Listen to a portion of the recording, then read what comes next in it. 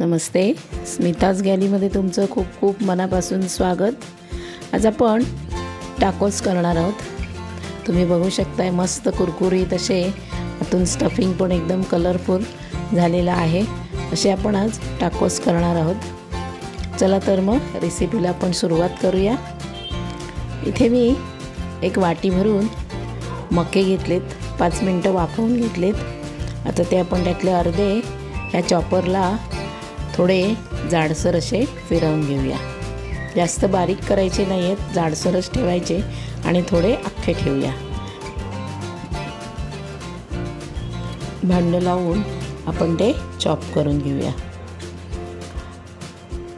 इथे मी गॅसवर एक पॅन ठेवलाय, त्याच्यामध्ये एक पळी तेल घालूया आणि 7-8 लसणाच्या पाकळ्या मी बारीक करून घेतल्यात, त्या आपण घालूया। त्यामध्ये हिरव्या मिरच्या घेतल्यात 3-4, तिखट नाही आहेत त्याच्यामुळे 3-4 घेतलेले आहेत बारीक करून, त्या आपण तेलात परतून घेऊया।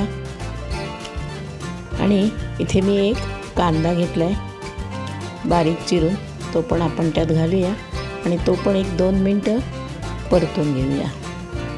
कांदा मिरची लसूण व्यवस्थित परतून घ्यायची आणि आपण जे आता मके घेतले चॉपरला थोडे जाडसर असे फिरवून ते घालूया आणि थोडे अख्खे ठेवले होते ते पण त्यात घालूया आणि सगळे व्यवस्थित मिक्स करूया।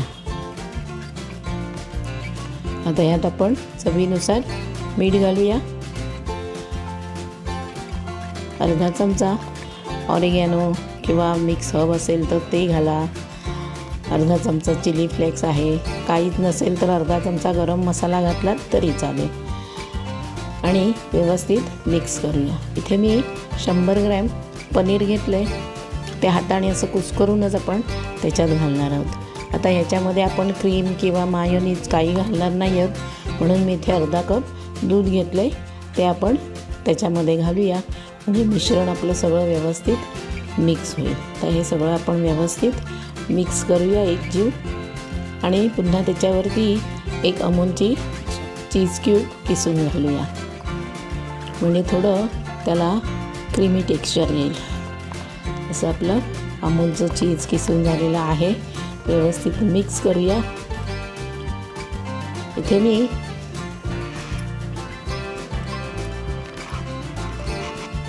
मी एक वाटी भरून पालक घेतलाय, तो आपण त्यात घालूया आणि पालक पण त्या मिश्रणामध्ये सगळं मिक्स करून घेऊया व्यवस्थित। पालक आपल्याला जास्त शिजवायचा नाही आहे, त्याच्यामुळे सगळा मिक्स करायचा आणि 1 मिनिटभर शिजवून घेऊया आपण। असं आपलं मस्त स्टफिंग तयार झालेलं आहे। दूध थोडं आटलेलं आहे त्यातलं। आता आपण गॅसवर एक पॅन ठेवला आहे मी, त्याच्यामध्ये थोडंसं तेल घालूया आणि इथे मी मैद्याच्या चपात्या करून घेतल्यात। तुम्ही गव्हाची चपाती घेतलात किंवा रात्रीची उरलेली असेल ती घेतलात तरी चालेल। इथे मी ताज्या चपात्या करून घेतल्यात। एक पॅनवरती ठेवूया आणि त्याच्यावरती आपण जे आता स्टफिंग करून घेतलं ते त्यामध्ये घालूया आणि पुन्हा त्याच्यावरती थोडंसं चीज पसरवूया। असं आपलं चीज पसरवून झालेलं आहे। आता तो आपण टाकोस आहे तो अर्धा आपण चपाती आपली फोल्ड करून घेऊया आणि पॅनवरती दुसऱ्या साईडला दुसरा टाकोस तयार करूया। त्याच्यावरती पण चीज घालून घेऊया, तो पण फोल्ड करूया